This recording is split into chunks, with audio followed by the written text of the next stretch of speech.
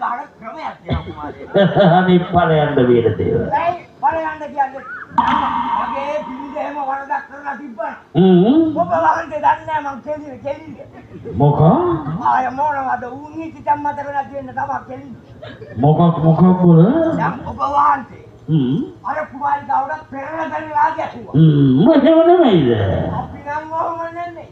එහෙනම් කොහොමද යන්නේ අපි බලන්න? දැන් බැරි වෙලාවක් නැගේ පාන්දියාව මට මොනවා හරි වචනයක් කිව්වොත් මට මල පැන්නොත් ඊට පස්සේ ඊට පස්සේ මම දුවනවා ගේ ඇතුළට. ගේ ඇතුළට? ගන්නවා හොඳ කැපෙන පිහිය. අරගෙන අරගෙන මම විදුරට ඇවිත් බලනවාම වටපිට. මොකද අපේ වත්තේ තියෙන උසම පොල් ගහක උකට. අනේ ඵලයන්ද. පාය යන්නේ. යකෝ ගෑනට බයි පොල් ගහට නගින මිනිහෙක් ඉන්නවද? බම්මුව බය නේ කුමාරේ. මම මොකක් කරන්නේ බලන්න අම්බලන්න. ඔක කකුල් දෙකට දාලා පොල් ගහට ගොඩ වෙලා.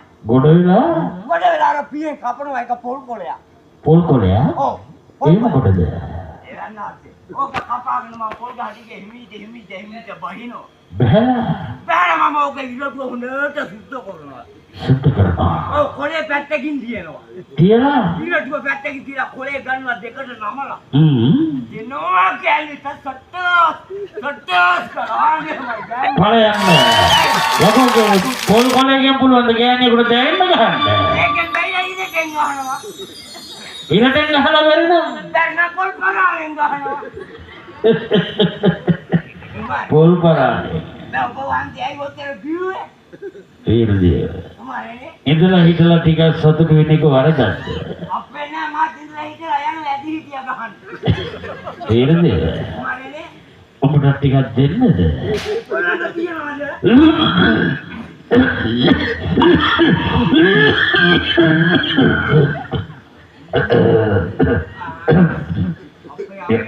කොහොමද බොනවද? කන කඩේකෝ වීරදේව. ඒ මස් කැරි පල්පෙටයි එහෙම.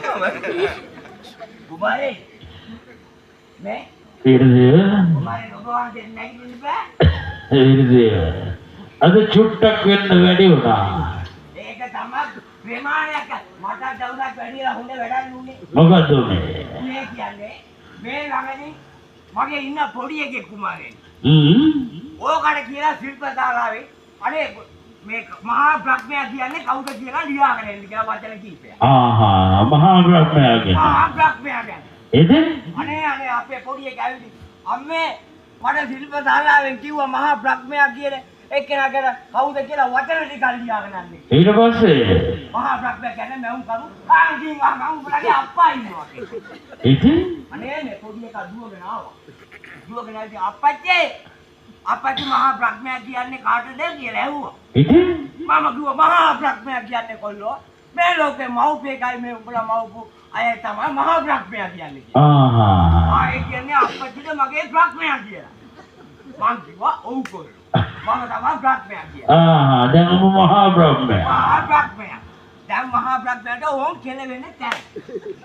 ඒ මොකද? වහන්සේට මතකද දවසක් මාලිගාවේ තිබිලා මදු විතර චුට්ටක් දුන්නා ගෙදර ගිහින් දීපන් කියලා. ඉතින් මේ වෙලාවට කුමාරයාට කියන්නේ මම ඔබ ඉන්නේ ගහගෙන ගියේ වාහල් දොරකඩ ගාවට යද්දි මට කියනවා අරක කෙලතිය මයි කියන්නේ. ඉතින් මම ඔබ ගැහුවා ලක ගාලා උඩ බලන වාහල් දොරකඩ ගාව. ගහලා ගාලා මම ගියා. අනේ කුමාරයන් මට වදින්නේ නැහැ දෙක. ඒ මොකද? මගේ පදම කියන්නේ ඔහොම බලපුවම දෙක වදින්න තියෙනවා. හරි. ඊට පස්සේ මං ගියා ධනපාලගේ ඇති හිටියා පොට් එකට. ඇති හිටියා නේද? හා ඇති හිටියා. ඔව් නිල් පාට පැක, රතු පාට පැක මුල්ල කඩලා තමයි ගහන්නේ. දැන් මං ගිහිලා ඉඳගත්තා. පොල් ගහකට හේතු වෙලා. ධනපාලයි මට දීපංග පොල් කට්ටක් කියලා අරකින් ගනන් ඒකත් බිව්වා. ඒ තුනයි. ඊට පස්සේ අනේ මගේ හතර වටේ ඉන්නවා මගේ යාළුවෝ ටික. අනේ සේන අධිපතිතුමනි මගේ ගානේ මේක. අනේ මගේ ගානේ මේක කියලා දෙන එක බිව්වා. බීලා ඊළඟ දේවයන් වහන්සේට කුමාරයාට කියන්නේ පොල් ගහටම හේතු වෙලා නිින්ද ගියා කියන්නකෝ. මොනවා? පොල් ගහටම හේතු වෙලා නිින්ද ගියා. ඊට පස්සේ ආන්දර හදිය තමයි ඇහැන්නේ. වට පිට බලලා අපට දිවි ලෝකී ගෙදර කන්නේ කියලා මම දුවගෙන ගියා ගෙදර. ඔයි අරුණාක දොර කියලා දෙකක් ගහකින් ගෑණි අනේ කුප්පිලාම්පුව අතර ඇරියා දොර ක්‍රෝස් කරලා.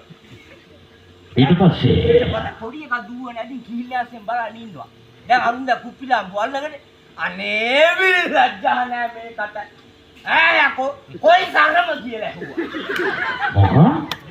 ඔයා දිවත නැතුවද ගෙහෙන්නේ මොනේ? ඒ දෙකට නැමිලා බලපුවම ගජම් මුතු එළි. තරම පොල් ගහන්න. කුමාරේ තරම පොල් ගහන්න. ඉතින් මට ඇහෙනවා දැන් එහා පැත්තේ කාමරේ දැන් අපේ පොඩි එකත් එක්ක ඇතුළට ගිහිල්ලා අම්මේ අද තමයි අපච්චිගේ මහා බ්‍රහ්මයා හරියට දැක්කේ.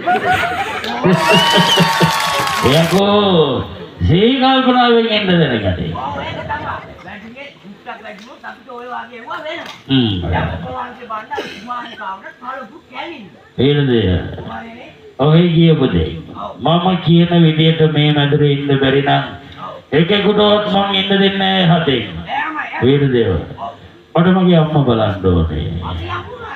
මම එක්ක ඵලයක්. මොදේ කාවේද දේව. පුංචි කාලේ ඉඳන් ඔබ මට හිතයිශිවන්තයි. ඔව් ඔව්.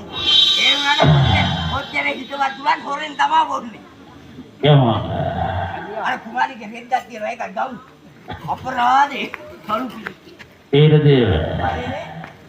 අයියා ඉස්ස ගම්මමුඩ කොච්චර ආදරේ.